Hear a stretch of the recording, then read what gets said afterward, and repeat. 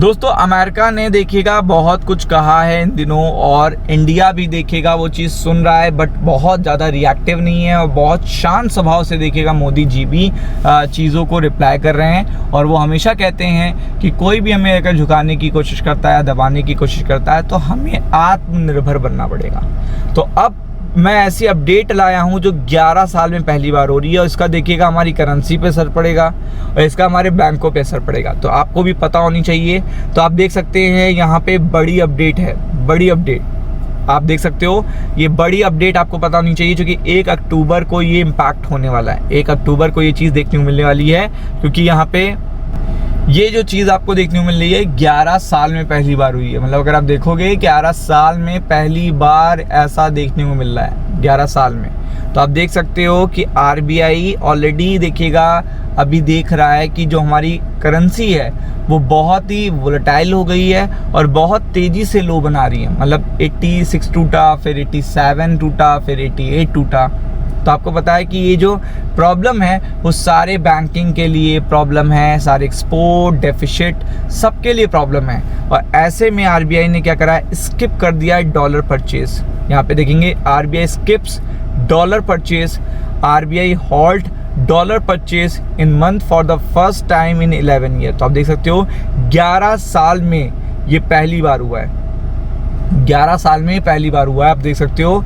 और यहाँ पे स्टेबलाइजेशन के लिए आरबीआई क्या करता था, एक्शन लेता था, इंटरवेन करता था फॉरेक्स मार्केट में, करेंसी मार्केट में। और देन आफ्टर दैट देखिएगा इंडियन करेंसी को क्या करता था, कोशिश करता था कि वो क्या करे, स्टेबलाइज कर पाए। और आपको पता है कि काफ़ी टाइम से हमारी करेंसी स्टेबलाइज हो भी गई थी, बट ये टैरिफ के बाद जो इम्पैक्ट पड़ा है वो एकदम अपोजिट पड़ा है। क्योंकि आपको पता है टैरिफ्स बढ़ेंगे तो जो खर्चे पहले हो रहे थे वो अचानक से बढ़ जाएंगे। और दूसरी बात, टैरिफ के बाद हमारी जो करेंसी ने 2-2.5 रुपये का लो बनाया है, तो वो चीज़ देखिएगा इम्पैक्ट इसलिए कर रही है क्योंकि एक्सपोर्टर पर डबल असर पड़ जाएगा। एक तो टैरिफ के कारण, टैक्स के कारण उनकी कॉस्ट बढ़ जाएगी, दूसरा जो उनको रिटर्न में इनकम मिलेगी वो टैरिफ के कारण जो करेंसी में डाउनफॉल आया है उसके कारण वो इनकम कम हो जाएगी। तो वो दोनों ही इबिटा पे, नेट प्रॉफिट पे असर करेंगे।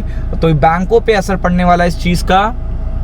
और दूसरा बड़ा अपडेट आपको पता होना चाहिए कि आरबीआई देखेगा यहाँ पे बहुत सारे पोल आ रहे हैं। आपको पता है 29 आज है, और आज ही से देखिएगा शुरू हो गई है आरबीआई की मॉनेटरी पॉलिसी के डिस्कशन। मतलब जो डिस्कशन है वो स्टार्ट हो चुके हैं एमपीसी को लेकर। और आपको पता है कि एमपीसी को लेकर जो भी डिस्कशन स्टार्ट होते हैं वो मार्केट में धीरे धीरे देखिएगा सोर्सेस के थ्रू थोड़ी थोड़ी अपडेट्स आने लगती हैं। तो अपडेट्स 21 मिनट्स के पहले आई है। देखिएगा आप देख सकते हो कि यहाँ पे जो आरबीआई है जो होल्ड कर सकता है रेट्स को, मतलब इस बार आपको थोड़ा चेंज देखने को मिल सकता है।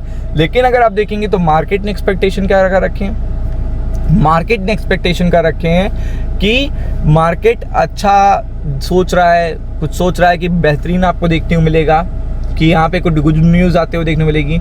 लेकिन वो गुड न्यूज़ तो केवल रेट की वजह से ही तो देखने को मिल रही थी। तो अगर आप देखेंगे 6 मेंबर जो एमपीसी को लीड कर रहे हैं, और आप देख सकते हैं संजय मल्होत्रा जी गवर्नर हैं, विल बिगिन देखिए डिलिब्रेशन मंडे से स्टार्ट हो चुका है। और ये चीज़ अनाउंस होगी आपको पता है 24 घंटे बाद, क्योंकि 24 घंटे बाद ये लाइव मार्केट में अनाउंस होती है। ऐसा ना सोचिएगा लाइव मार्केट के बाद, क्योंकि 24 घंटे के बाद ये 10 बजे आपको बुधवार को देखने को मिलेगी।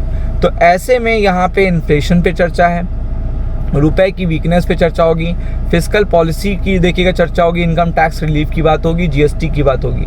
तो ऐसे में सबसे इम्पॉर्टेंट ये होता है कि आप देखिएगा इस समय ग्रोथ ट्रैक पे हो और गवर्नमेंट भी ग्रोथ ट्रैक पे है। तो जितना ग्रोइंग ट्रैक देखने को मिलेगा, जितना जीडीपी को सपोर्ट मिलेगा, जितना जीडीपी के लिए एक्सेलरेशन देखने को मिलेगा, जितने लोन सस्ते देखने को मिलेंगे, उतना ज़्यादा ही देखेगा स्टॉक मार्केट को भी अच्छा लगेगा, स्टॉक मार्केट में भी स्टेबिलिटी देखने को मिलेगी। लेकिन अगर आप यहाँ पे देखोगे कि यहाँ पे RBI is also likely to raise growth forecast, ये ग्रोथ फोरकास्ट को लेकर देखिएगा वो बात कर सकता है, इन्फ्लेशन को लेकर बात कर सकता है और बहुत सारी चीज़ों को लेकर बात कर सकता है। लेकिन यहाँ पे जो H1 वीज़ा है, FOMC देखिएगा पॉलिसी है, जो जीएसटी है, इन सब चीज़ों को भी देखिएगा इम्पैक्ट देखने को मिल सकता है। और यहाँ पे स्टार्ट हो चुकी है मीटिंग, लेकिन जो इम्पैक्ट है, जो यहाँ पे एक्सपेक्टेशन है, वो ये बताई जा रही है कि यहाँ पे ये अभी थोड़ा सा वेट एंड वॉच मोड में रहेंगे। मतलब इन सब चीज़ों का जीएसटी का इम्पैक्ट देखेंगे, रेट्स का इम्पैक्ट देखेंगे, टैरिफ का इम्पैक्ट देखेंगे, देन आफ्टर दैट देखिएगा वो आगे कुछ सोचेंगे, ऐसा सोचना है। और आप देख सकते हो कि अगर ये दोनों अपडेट्स आती हैं तो इसका देखिएगा स्टॉक मार्केट पे अच्छा असर नहीं पड़ेगा। तो थोड़ा सा फोकस हो जाइएगा कल के लिए। राम राम।